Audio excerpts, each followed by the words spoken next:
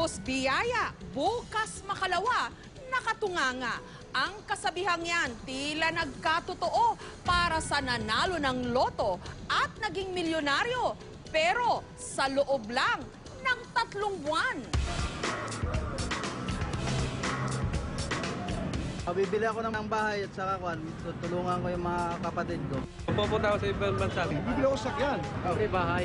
Ako sa lahat nga, siyempre. Kahit napakaliit ng tsansa, marami sa atin nagtsatsagang pumila para lang makataya sa loto. Ang pangarap, sinasamahan ng dasal para makamit ang jackpot.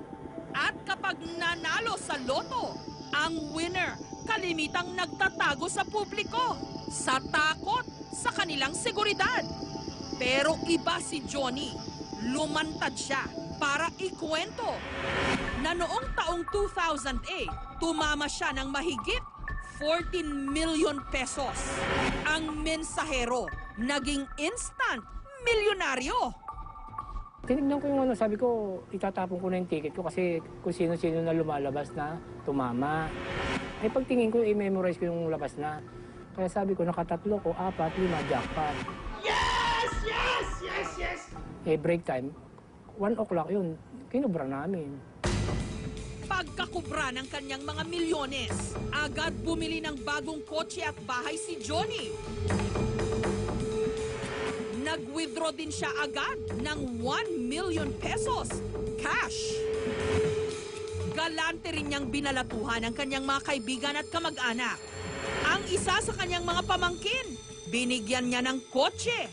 Yung nakatanim sa utak ko na yung gusto kong ma-experience, bumili ako ng sasakyan. Nag-withdraw ko ng cash na 1M kasi gusto ko makahawak naman ako sa talambuhay ko. Makahawak ako ng cash talaga, 1M. Nandun ang kaba, pero lakas loob na inuwi ko yun. Samantalang ang kanyang boss, nakasama niyang kumubra ng kanyang premyo, binalatuhan niya ng 100,000 pesos lang naman. Makita ko, bili. Kung ano makita ko, magustuhan ko, bili. Puro palabas ang pera. Ang masama lang dito, mula nung nagkapera, nalulung din si Johnny sa mga bisyo. Alak, babae, pati raw, sugal, at para tustusan ang lahat ng ito. Daang-daang libo raw kung mag-withdraw siya sa ATM araw-araw. 12:01, another 100,000 na naman. Bawa ngayon, 12:01, we-withdraw uli ako. Kaya sandali lang ang 1,000,000 10 araw di ba po? Kaya ubos. Kahit pagsabihan daw siya pa ulit-ulit ng kanyang misis, nagtengang kawali lang daw siya. Hindi nga sa nanghingi siya ng pera sa akin eh. Kaya wala akong naibigay eh. Ako ang humawak lahat eh. Ako kumbaga sa nag-money obra. Wala, iyak lang na iyak. Siyempre, wala siyang magawa eh. Umiiyak lang siya. Kaya makalipas lang ang 3 buwan, ang 14 million pesos ni Johnny naubos. Naibenta pa niya ang naipundar niyang mga ari-arian. Masuportahan lang ang kanyang mga bisyo. Wala kasi naiisip ko may ibebenta pa ako eh. May natitira pa eh. Akin pa rin yun eh, di ba? Wala namang pumipigil sa akin. Siyempre kasi akin yun. Kaya sa ngayon, siyempre natural magalit sila kasi winaldas ko eh. Nagpatuloy raw si Johnny sa ganitong pamumuhay sa loob ng 3 taon hanggang nabaon siya sa utang. Ang 3 buwang milyonaryo, nagkakautang pa ngayon ng 300,000 pesos.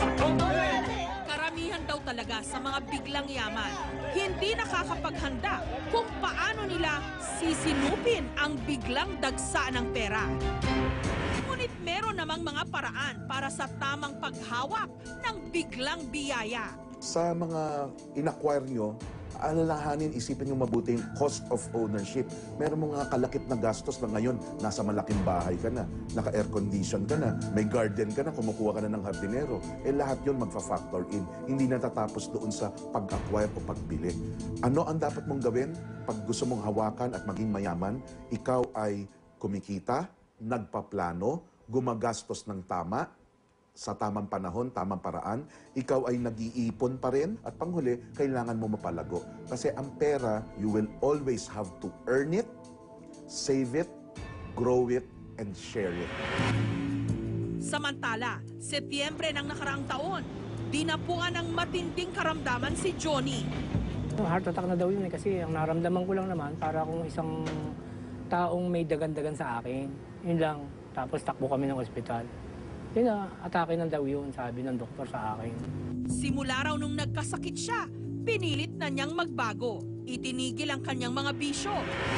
Itinutok na lang ang atensyon sa kanyang pamilya. Lutang na ang utak ko nun eh.